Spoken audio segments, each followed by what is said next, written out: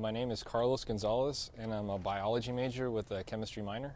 I am the president of the Society for the Advancement of Chicanos and Native Americans in the Sciences. My interests are in neuroscience and immunology, and in the future I want to look at getting a PhD in neuroimmunology, which kind of combines these two fields and looks at the diseases that result from the interaction between the nervous and immune systems, like multiple sclerosis, for instance. There's an interesting story about a lab I just took this semester, and the way I think CSUSM curriculum keeps it relevant is that we actually took a problem from this investigator's lab and we explored it in our laboratory that's just associated with the class. So in essence, we're doing real research for this investigator, but in a classroom setting. So it really gives us a lot of the techniques that are really used now, as well as kind of some hands-on with groups. So it's really relevant to working in teams, as well as working on projects that are actually relevant to the field. I believe it does. I think it's actually a really big component of what CSUSM is.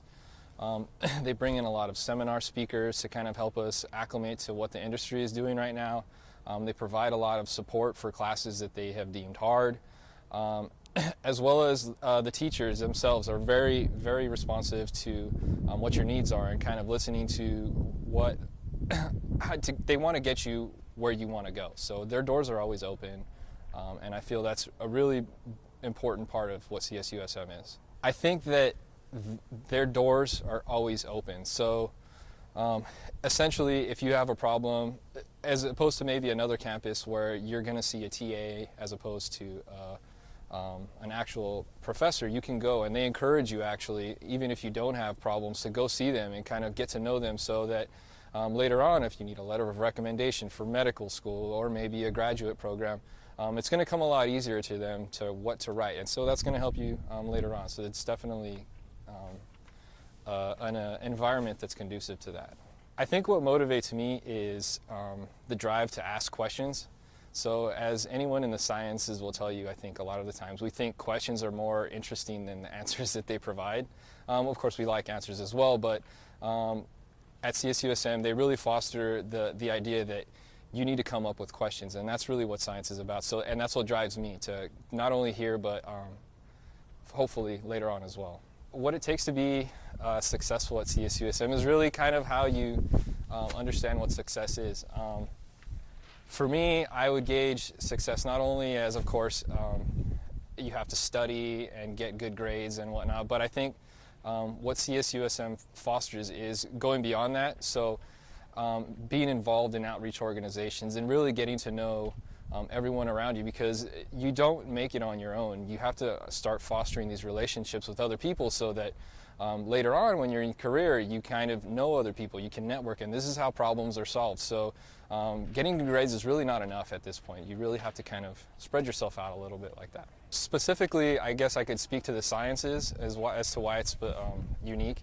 One of the biggest reasons I came to CSUM over other campuses is that you get a much greater chance of working with an actual investigator than you would at another campus. So for instance, I actually do research that's relevant to the problems that are out there right now, as opposed to a lot of the times at other campuses, maybe you'll be scrubbing dishes for a lot of people and stuff like that. So I think this campus is unique in that it's small enough to where you can really get to know the investigators and work on relevant problems. What I'm looking for later on in a job is, well, I'm going to go to a PhD program, and beyond that I actually want to become a faculty member. So I think that working with faculty this close really prepares you for being a faculty member later, because you really get to see what goes on in their lives and how they kind of proportion out their lives with research and family and all these other things. So you really see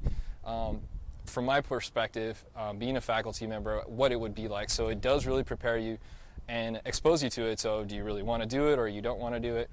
And that's the case for a lot of things, you know. So if you just want to be a scientist, there's a lot of places on campus you can just do science all day long, and you know, there's a lot of links to industry and stuff like that. So I think that's really important for shaping individuals. Undergraduate research is really unique at Cal State San Marcos because you work very closely with the primary investigator.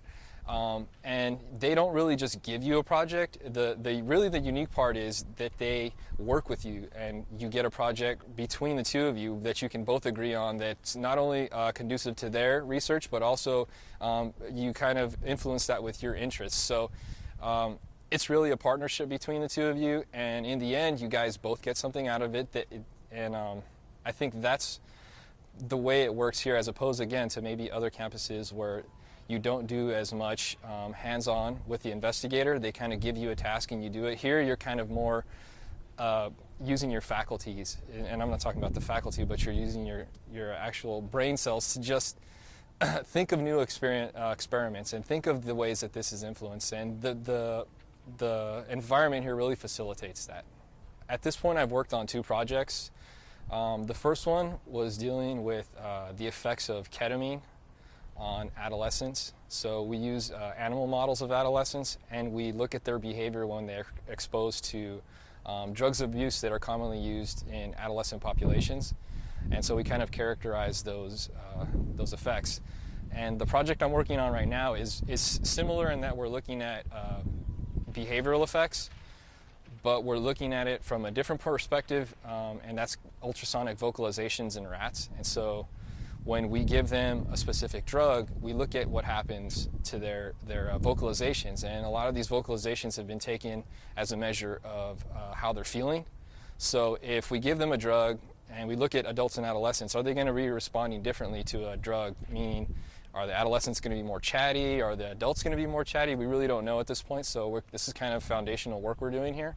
So I think it's really interesting, and I'm really happy to be a part of it. I think it's a really exciting time to be here at CSUSM. There's a lot of new buildings going up and a lot of new people influxing from a lot of different areas, so you get exposed to a lot of influences. And because the campus is I shouldn't say it's so small, it's not that small, but because it's so you're so in touch with everyone, you really get to know these people, and I think that's really important for a college education. A lot of the times you don't really understand people or get to know people in these huge 500 classroom classes. So here you have 30, 40 people, and you really get to know, and you see these people over and over in every class, and so I think you develop a really good rapport with them, and I think that's really important.